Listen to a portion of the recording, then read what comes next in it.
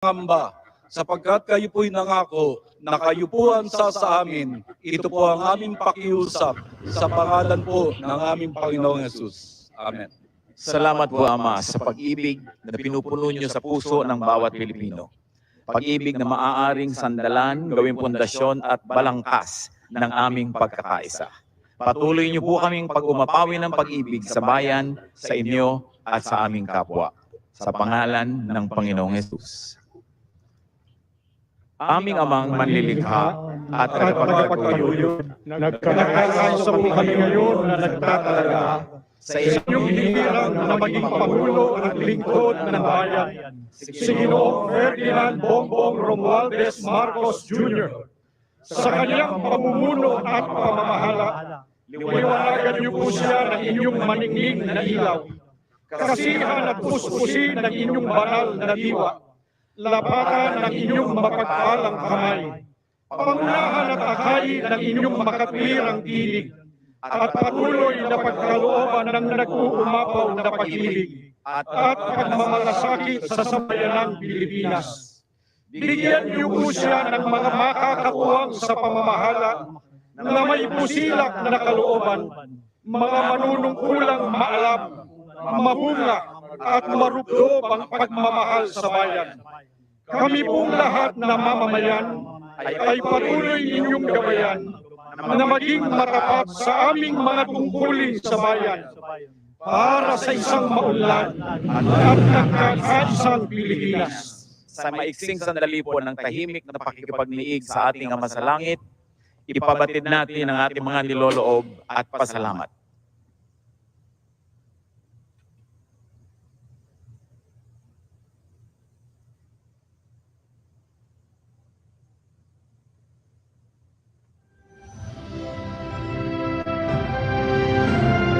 Please be seated. Welcome to the inaugural ceremony of President-elect Ferdinand Romualdez Marcos Jr. To begin, let us now witness and give a big round of applause to the military and civic parade.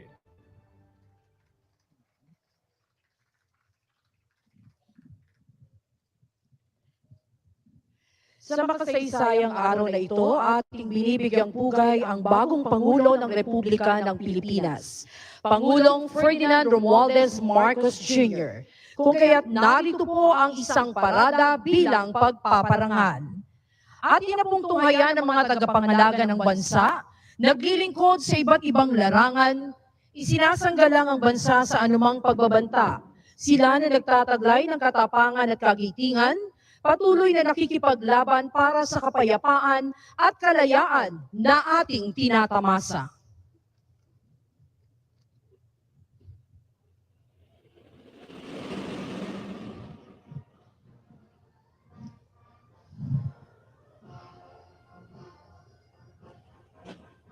Bumubungad po ang parada na kinabibilangan ng ating core ng mga kadete ng Sandatahang Lakas at Pambansang Pulisya ng Pilipinas, gayon din po ang Tanod Baybayin.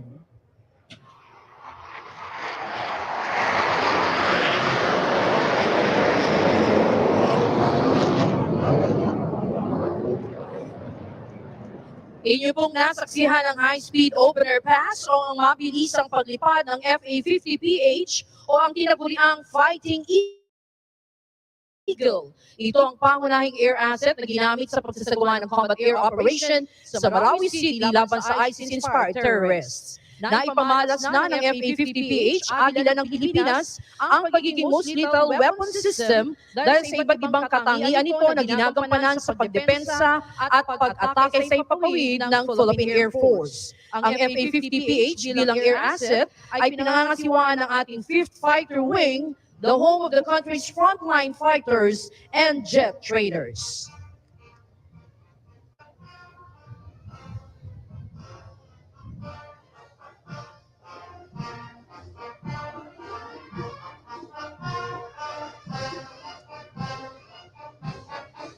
Nangunguna po sa ating parada ang pinagsamang banda ng Sandatahang Lakas ng Pilipinas.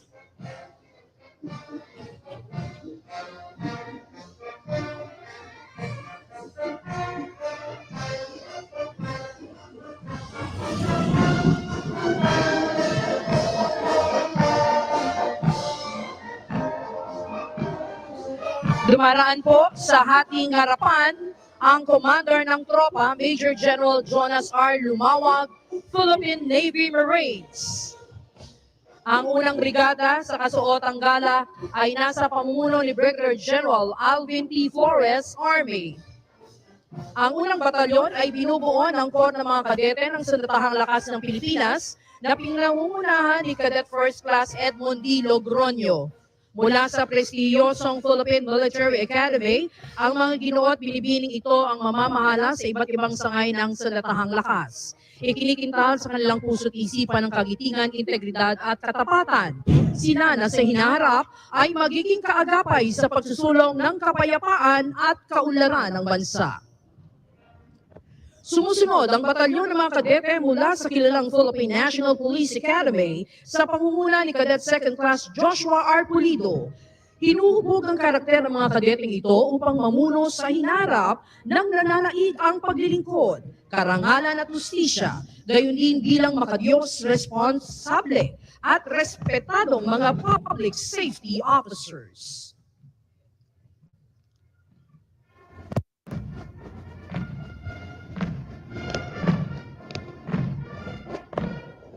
Mangyaring tumayo po ang lahat para sa pagdating ng watawat ng Pilipinas.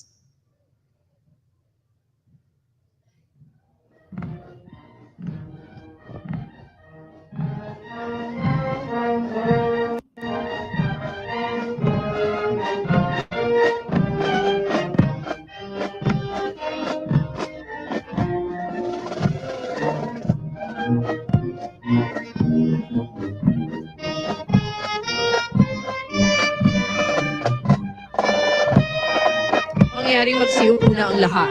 Ating natutunghayan ang mga sagisag mula sa Sandatahang Lakas, Pambansang Pulisya at sa Tanod Baybayin ng Pilipinas. Ang pangalawang brigada sa kanilang kasuotang battle dress attire ay pinamumunuan ni Brigadier General Joanis Leonardi D. Limaano ng Air Force. Sumusunod ang batalyon ng Special Operations Forces ng Sandatahang Lakas sa pangunguna ni Commander Ray R.G. Habonete ng Navy. Binubuo ang batalyon ng Scout Ranger Special Forces ng Philippine Army, Naval Special Operations Group ng Philippine Navy at 710 Special Operations Wing ng Philippine Air Force. Silang mga piling individual na ang kasanayan ay sa iba't ibang larangan at nakakaangat lalo na sa mga espesyal na operasyon. Narito naman ang batalyon na binubuo ng kapulisan at Tanod Baybayin na pinamumunuan ni Police Lieutenant Colonel Joseph C. Bayan. Ang ating kapulisan na nagpapatupad ng batas sa panatili ng kapayapaan at kaayusan at nagsisiguro sa kaligtasan ng ating mamamayan. Ang Tanod Baybayin ay nakatuon sa Maritime Search and Rescue, Maritime Law Enforcement, Maritime Safety, Marine Environmental Protection, at Maritime Security. Tunghayan natin ang mga sasakyan at gamit pandigma ng Sandatahang Lakas ng Pilipinas, Pambansang Pulisya ng Pilipinas at Tanod Baybayin ng Pilipinas, gayon din ang mga tauhang kabilang sa mga espesyal na unit, kasama na rin po ang pansuportang unit. Nangunguna ang mga espesyal na unit ng Sandatahang Lakas ng Pilipinas, nariyan po ang Explosive Ordnance and Disposal Units, kabilang na rin po ang Chemical, Biological, and Radiological Nuclear Teams. Sumusunod naman po ang Kia Light Tactical Vehicle at Troop Carrying Vehicle. Narito din po ang 11 Metrong Rigid Hull Inflatable Boat ng Naval Special Operations Group ng Philippine Navy. Ginagamit din po sa mga espesyal na operasyon bilang suporta sa manilang SEAL Operation. Ang tinaguriang combat arm of decision ng Armor Assets. Nangunguna ang Commander P-150 na pangunahing nagkadisenyo para sa panloob ng operasyong panseguridad ng bansa. Kasabay ang Simba Armored Fighting Vehicle ng Philippine Army na namanganap para sa panloob na seguridad. Nariyan din po ang B-300 Armored Personnel Carrier ng Philippine Marine Corps. Isang uri ng sasakyan na magagamit sa lupa o tubig man. Natutunghayan naman po natin ang artillery assets na binubuo ng mga kanyon ng Sandatahang Lakas ng Pilipinas. Nangunguna ang 20mm M39 anti-aircraft cannons at iniyakma ito bilang ground-based weapons mula sa dating F-5 Freedom Fighters aircraft. Sumusunod ang Atmos 155mm howitzer system na binuo bilang shoot and scoot weapon na agarang magre-responde sa mahirap na kalupaan at kritikal na lugar.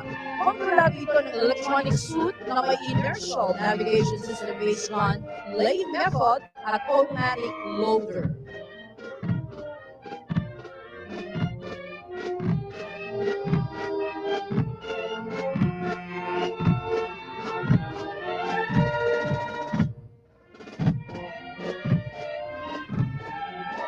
Nasa ating harapan ang 105mm howitzers.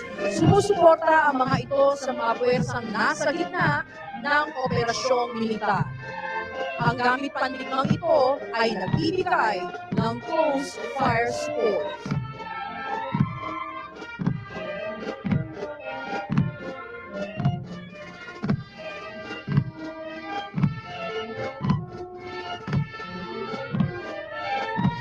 Hindi naman po nakikita ang 8-ton Euro trucks at 1 1/4 ton Sadco. Ang mga sasakyang ito ay ginagamit bilang bahagi ng combat support units.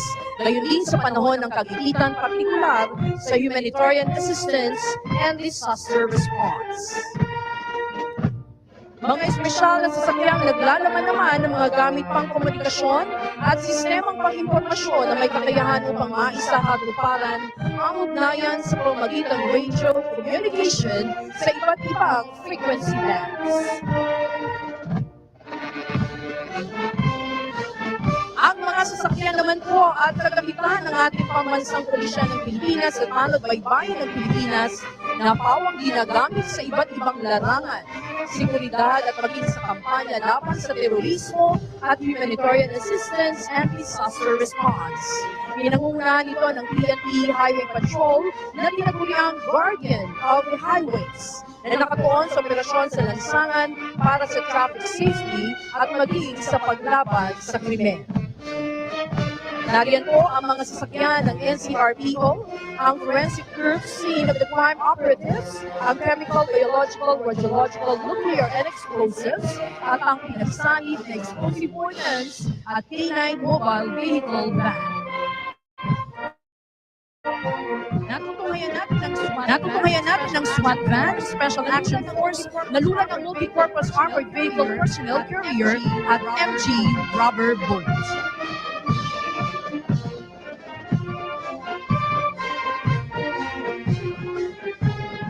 Mula naman sa Tanod Baybayin, nariyan ang bomb squad, ambulance at mga patrol cars.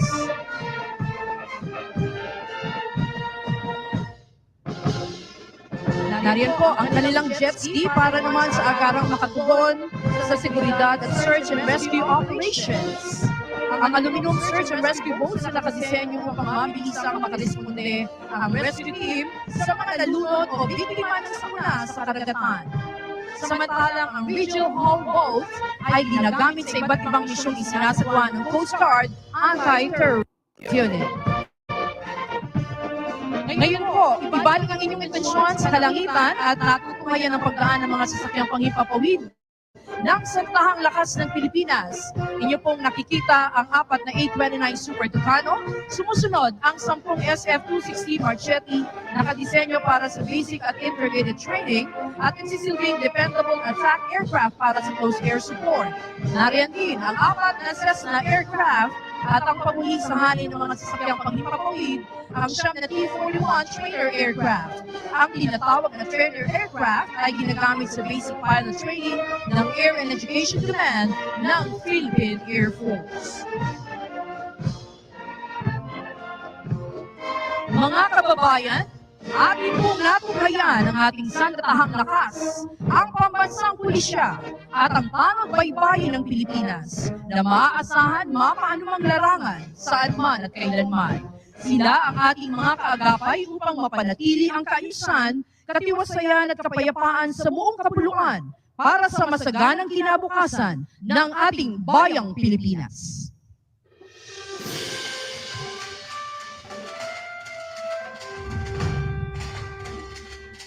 Mula naman sa iba't ibang sektor ng ating lipunan.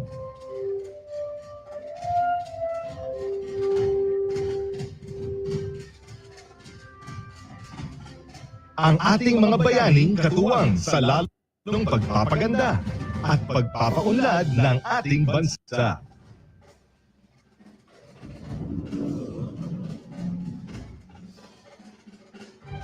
Ang ating mga medical frontliners.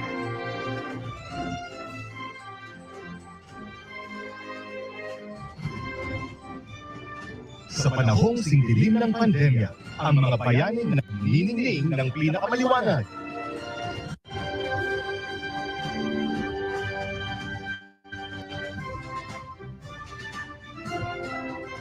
Sila ang ating mga medical at healthcare frontliners.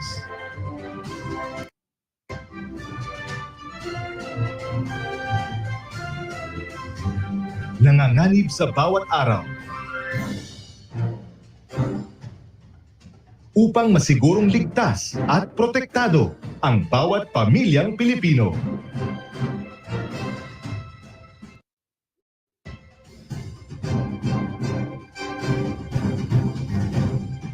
Ang ating mga overseas Filipino workers.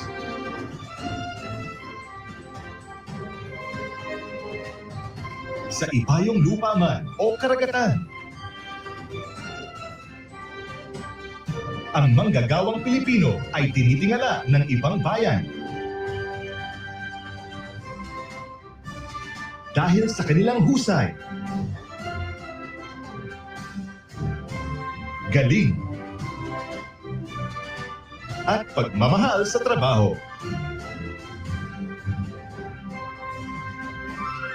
Karangal-rangal ang kanilang mga sakripisyo.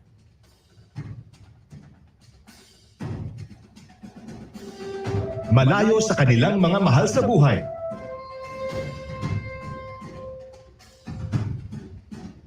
Kapalit ng kanilang di matatawarang kontribusyon sa ating ekonomiya.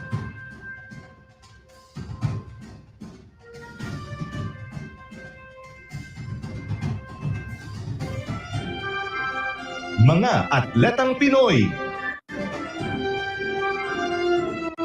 sa larangan ng palakasan. Walang tatalo sa puso ng atletang Pinoy. Dugot pawis at sakripisyo mula pagkabata upang makamtan ang medalyang hinahangad.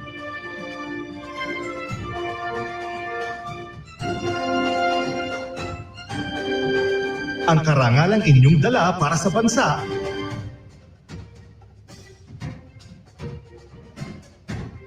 sa bawat labang buhay ang inyong itinataya ay kabayanihang ating kinikilala.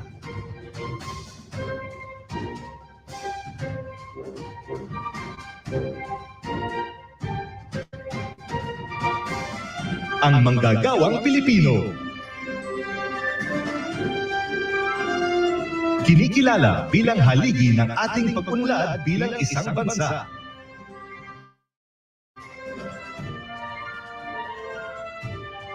Ang kanilang pagpupunyagi at pagsisikap na maitaguyod ang pamilyang Pilipino sa kabila ng anumang balakid ay ating bigyang dangal. Anumang industriya o antas ng panunungkulan, ang bawat manggagawang Pilipino ay bahagi ng pagbabago.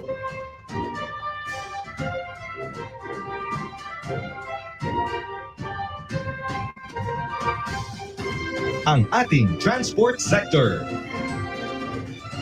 Panlupa, pandubig,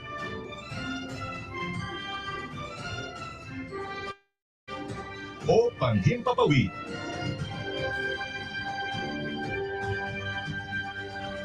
Ang ating ligtas na paglalakbay ay hatid ng ating transport sector. Mula sa mga tsuper, piloto, at flight attendants, o mga seafarers, at kapitan ng barko. Ang kanilang husay at galing ay katuwang natin sa paglalakbay tungo sa maunlad na bukas.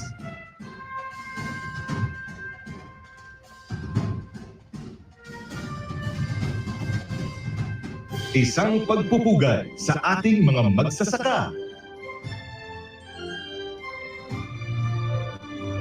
at mangingisda.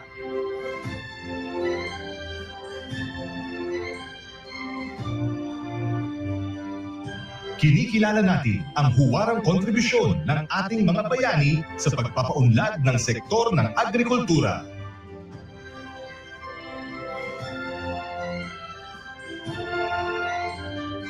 Ang ating likas na yamang lupa at karagatan.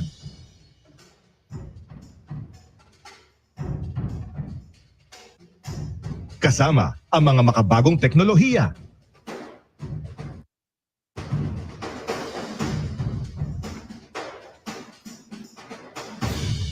Isang masaganang kinabukasan para sa agrikultura at matibay na seguridad sa pagkain ang naghihintay sa atin.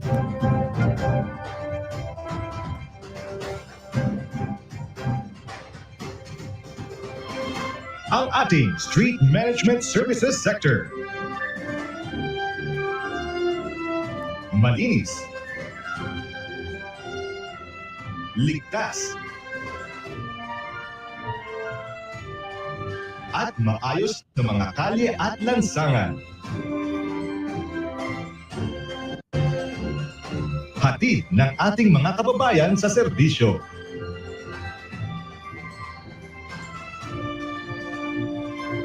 Sinisigurong malinis ang ating kapaligiran.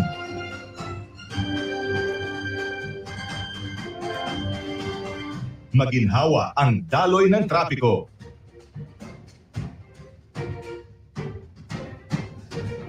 At ligtas ang ating publiko sa daan. Saludo po sa inyo!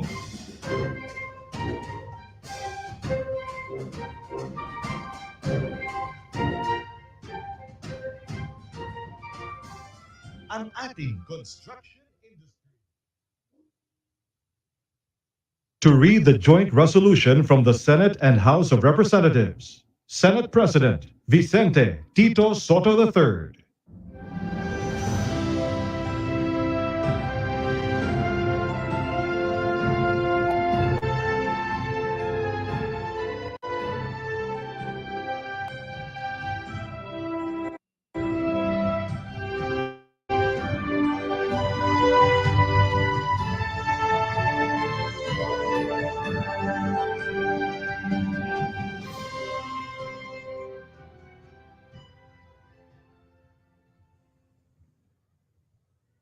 As the Senate President and co-chair of the joint public session of Congress that canvassed the votes for presidential and vice presidential candidates in the national elections held on the 9th of May, 2022, it is my distinct honor and privilege to join you in this historic occasion and read the dispositive portion of the resolution of both houses, which proclaimed the duly elected President and Vice President of the Republic of the Philippines.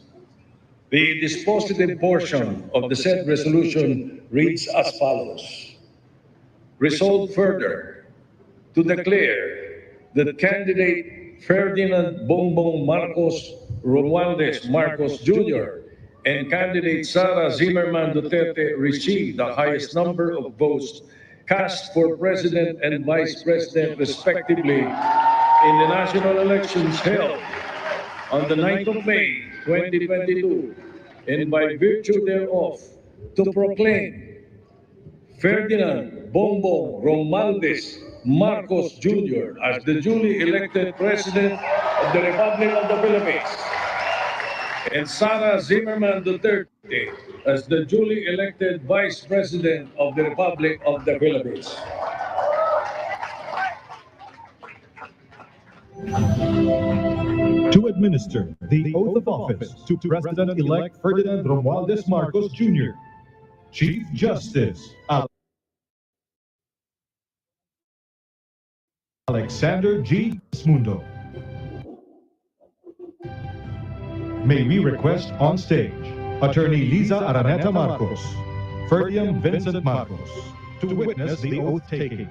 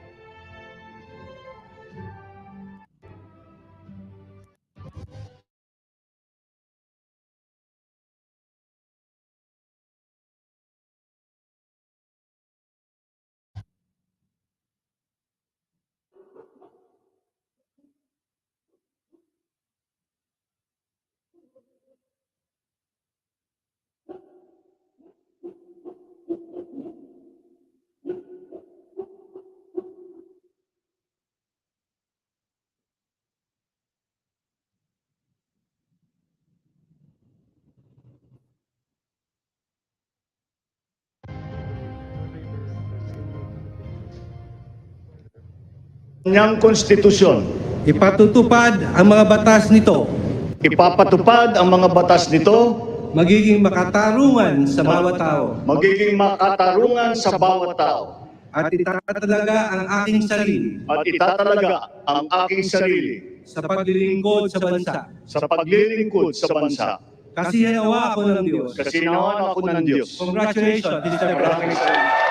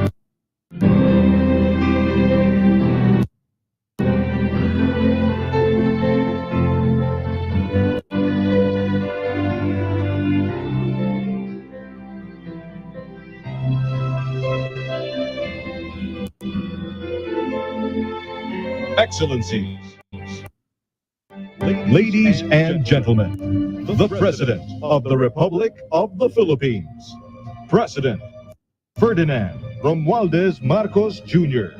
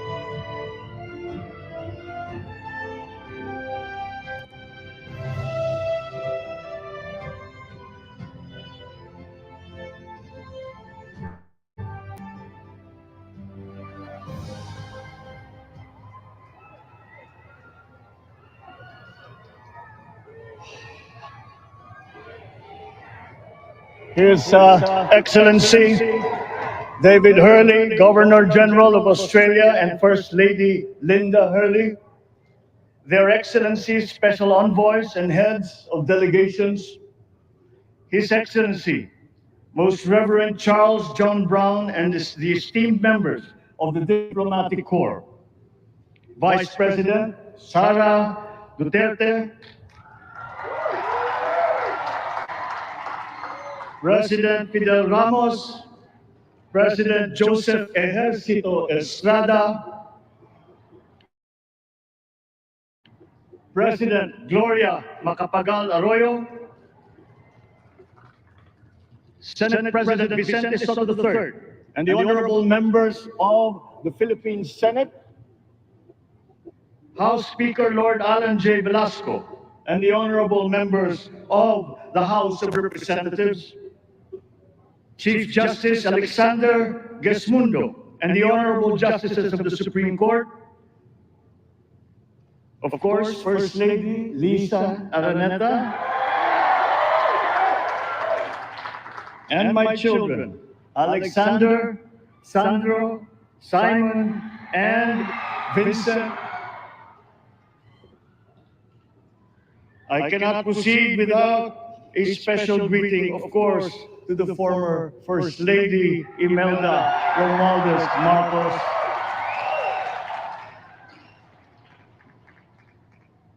other distinguished guests, ladies and gentlemen, my friends, ang aking minamahal na mga kababayan,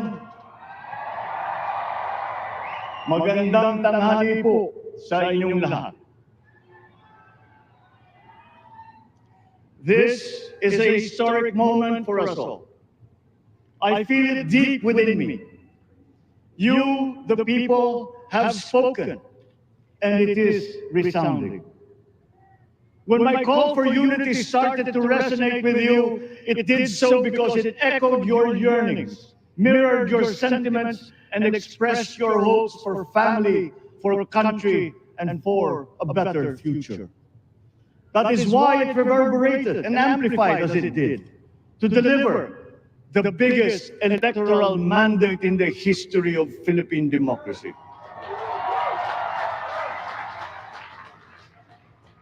By your vote, you rejected the politics of division. I offended none of my rivals in this campaign.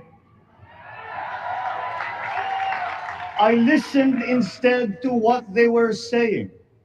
And I saw little incompatibility with my own ideas about jobs, fair wages, personal safety, and national strength, and ending want in a land of plenty.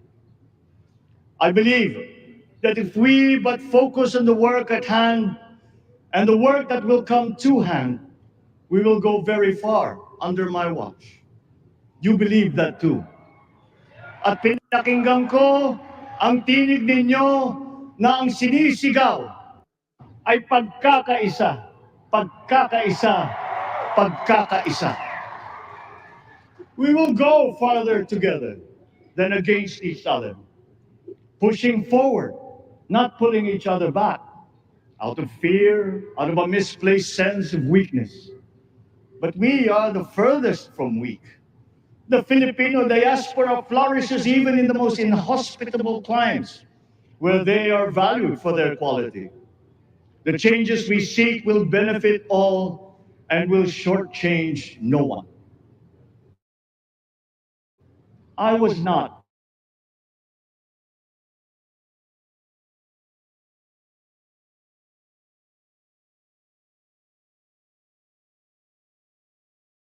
the instrument of change.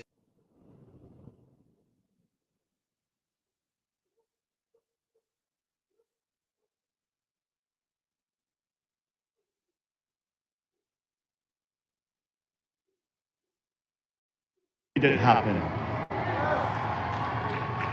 I am now. You pick me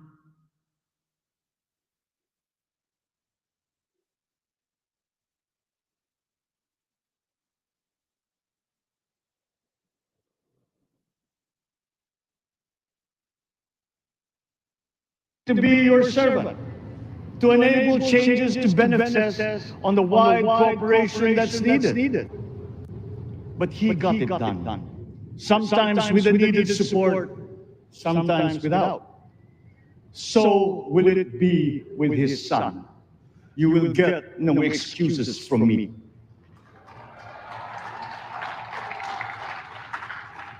I am here not to talk about the past. I am here to tell you about our future.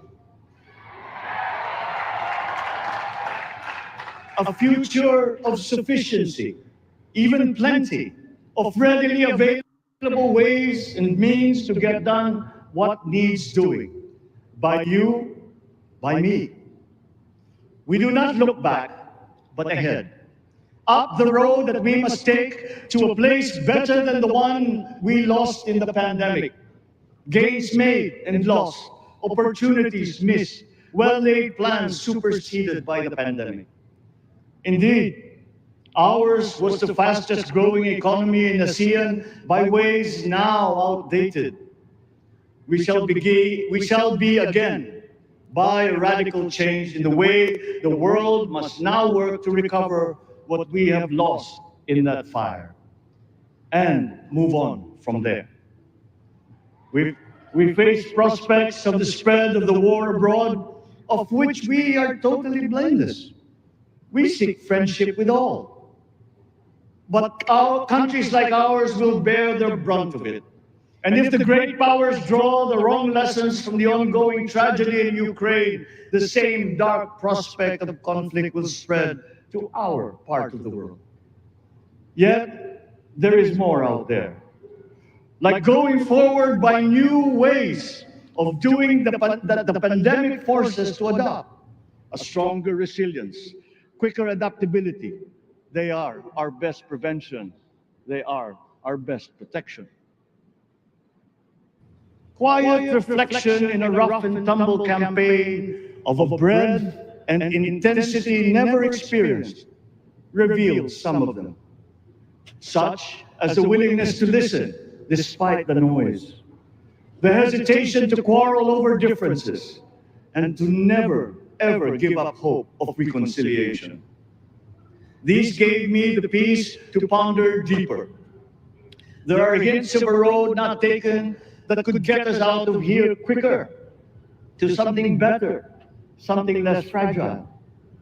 There is also what you, the people, did to cope.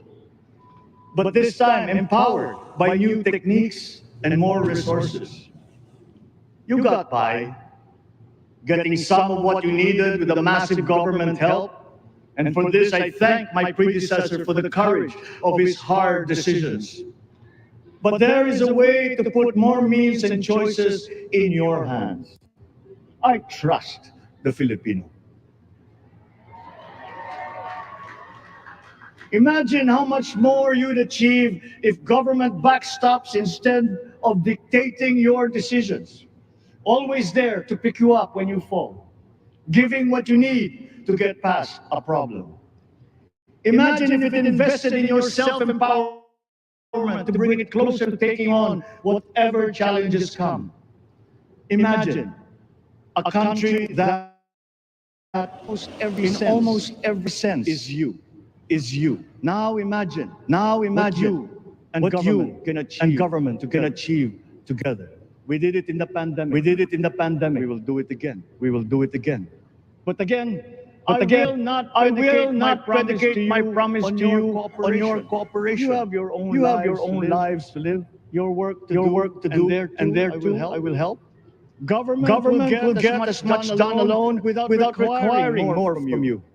That is what government and public officials are for. No excuses, just deliver. It was like that once upon a time.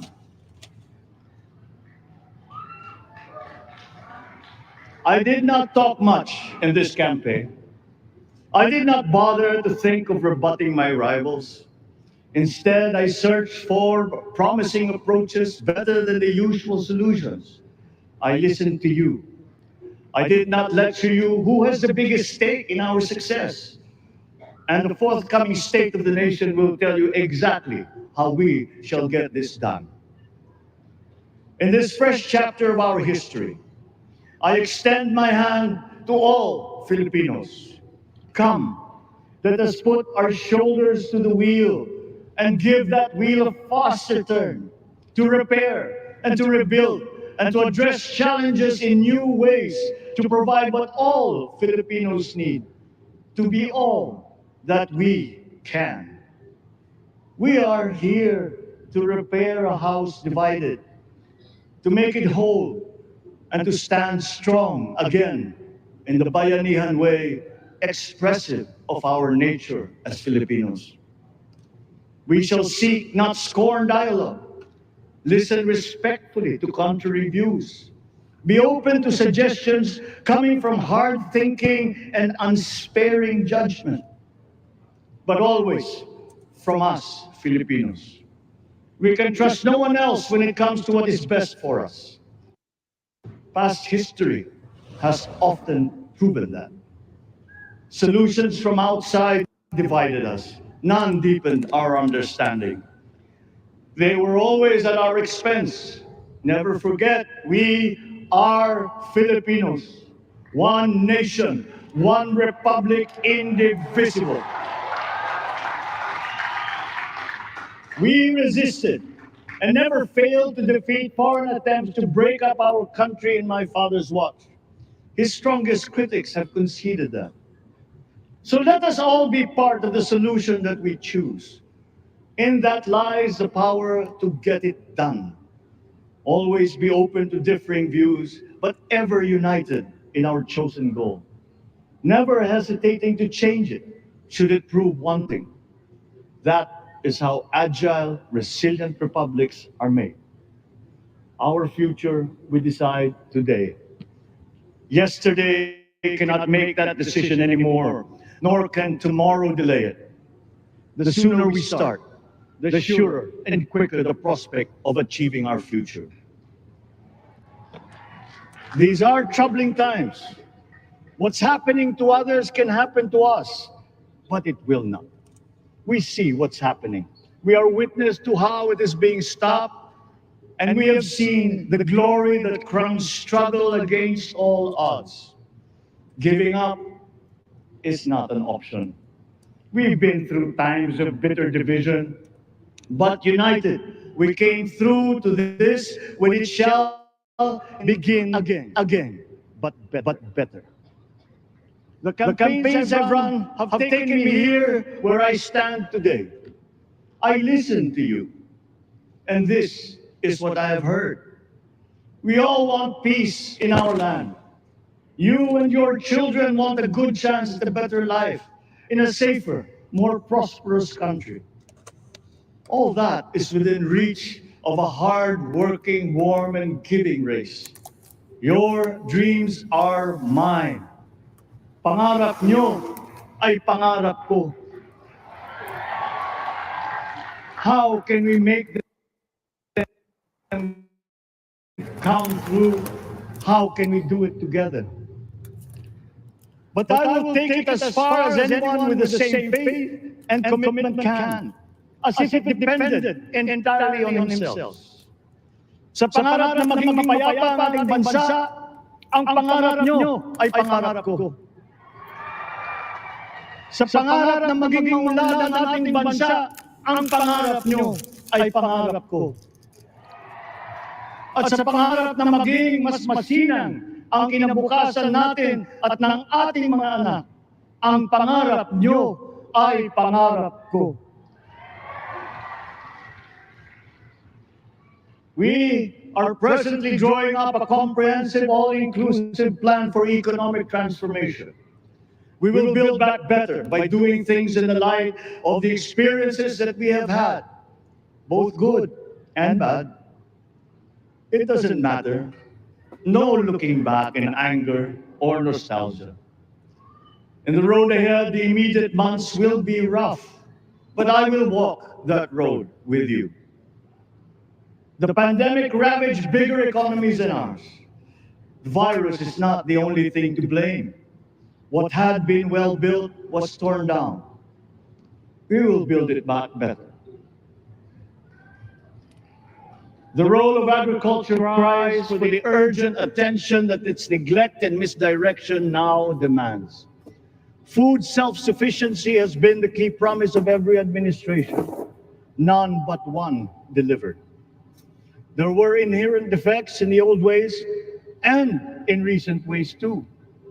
The trade policy of competitive advantage made the case that when it comes to food sufficiency, a country should not produce but import what other countries make more of and sell cheapest.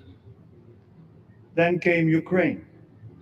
The most vulnerable when it comes to food are the countries furthest away from the conflict, those bearing no blame for provoking it. Yet they face the biggest risk of starvation. If financial aid is poured into them, though it never is, there is nothing to buy. Food is not just a trade commodity. Without it, people weaken and die. Societies come apart. It is more than a livelihood. It is an existential imperative and a moral one. An agriculture damaged and diminished by unfair competition will have a harder time or will have no prospects at all of recovering. Food sufficiency must get the preferential treatment the richest free trade countries always gave their agricultural sectors. Their policy boils down to don't do as we do, do what we tell you to. I am giving that policy the most serious thought if it doesn't change or make more allowances for emergencies with long-term effects. There is a parallel problem in our energy supply. Sufficient fossil fuel-free technology for whole economies has yet to be invented. And it is not seriously tried by rich countries. Again, consider the response of the richest countries to the war in Ukraine. But surely, a free world awash with oil can assure supplies. Or we will find a way. We are not far from oil and gas reserves that have already been developed. What we teach in our schools, the materials used must be rethought. I am not talking about history. I am talking about the basics, the sciences, sharpening theoretical aptitude and imparting vocational skills, such as in the German example, alongside the national language with equal emphasis and facility in a global language, which we had and lost. Let us give OFWs all the advantages we can for them to survive and to thrive.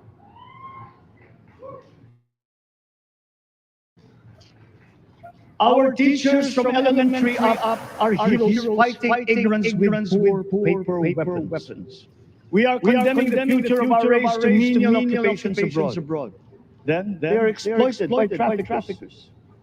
Once we had an education system that prepared coming generations for more and better jobs. There is hope for a comeback. Vice President and soon-to-be Secretary of Education, Sara Duterte Carpio, will fit that mission to a T. We won't be caught unprepared, under-equipped, and understaffed to fight the next pandemic. To start with, we never got over the pandemic of poor, if any, free public health. The last major upgrade of a public health system, exemplified by the resources poured into PGH, predates the current shambles by 3 generations. Our nurses are the best in the world. They acquitted themselves with the highest distinction abroad, having suffered even the highest casualties. With the same exemplary dedication at home, they just got by. They are out there because we cannot pay them for the same risk and workload that we have back here. There will be changes starting tomorrow. I am confident because I have an OPLE in my cabinet. There were shortcomings in the COVID response. We will fix them out in the open. No more secrets in public health. Remember, I speak from experience. I was among the first to get COVID. It was not a walk in the park. My father built more and better roads, produced more rice than all administrations before his. President Rodrigo Roa Duterte built more and better than all the administrations succeeding my father's. Much has been built, and so well, that the economic dogma of dispersing industry to develop the least likely places has been upturned. Development was brought to them. Investors are now setting up industries along the promising routes built. And yet, the potential of this country is not exhausted. Following these giant steps, we will continue to build. I will complete on schedule the projects that have been started. I'm not interested in taking credit. I want to build on success that's already happening. We will be presenting the public with a comprehensive infrastructure plan. 6 years could be just about enough.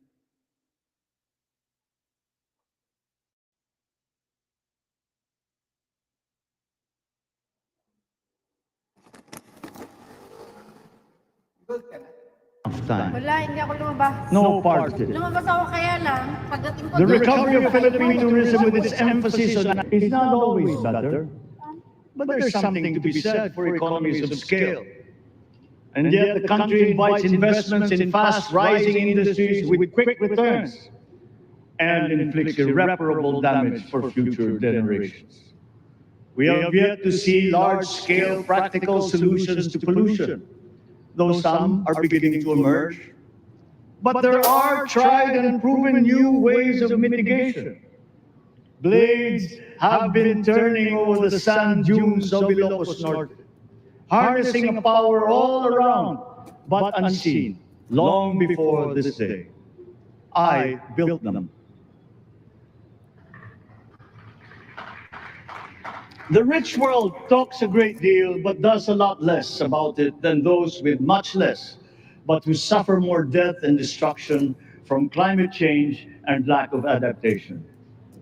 We will look to our partners and friends to help the Philippines, who, despite having a very small carbon footprint, is at the highest risk.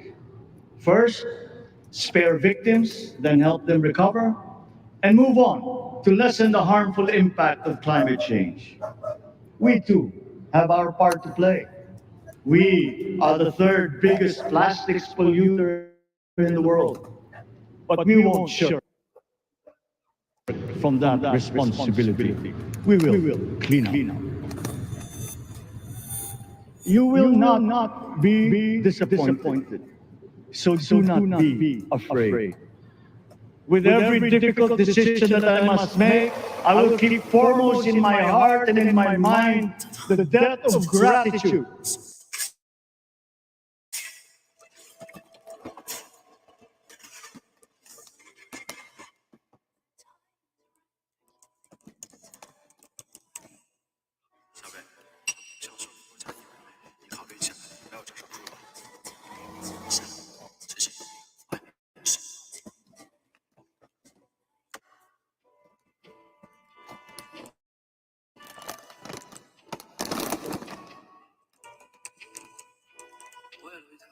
I owe for the honor and responsibility that you have conferred on me.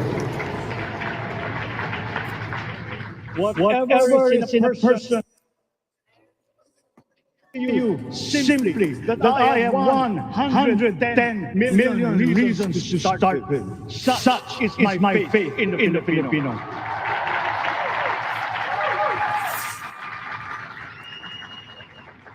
Believe, have hope. The sun also rises like it did today, and as it will tomorrow. And as surely as that, we will achieve the country all Filipinos deserve. Philippines, God bless our work. Maraming salamat po sa inyong lahat. Mabuhay ang Pilipinas. Magandang tanghali. Gentlemen,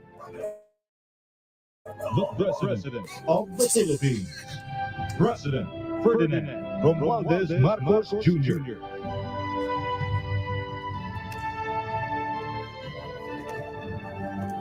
We will now have a photo opportunity with President Ferdinand Romualdez Marcos Jr. May we invite the first family on stage. First Lady, Liza Araneta Marcos. Ferdinand Alexander Sandro Marcos. Joseph Simon Marcos. And William Vincent Marcos.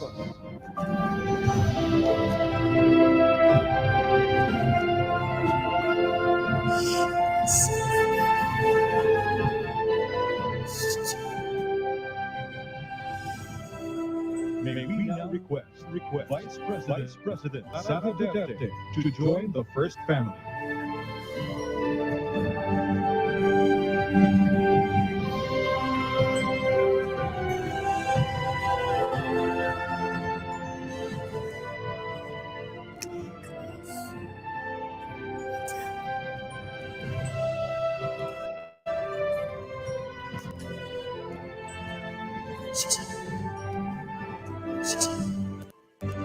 May we request on stage Chief Justice Alexander G. Gasmundo and Senate President Vicente Soto III to join the first family.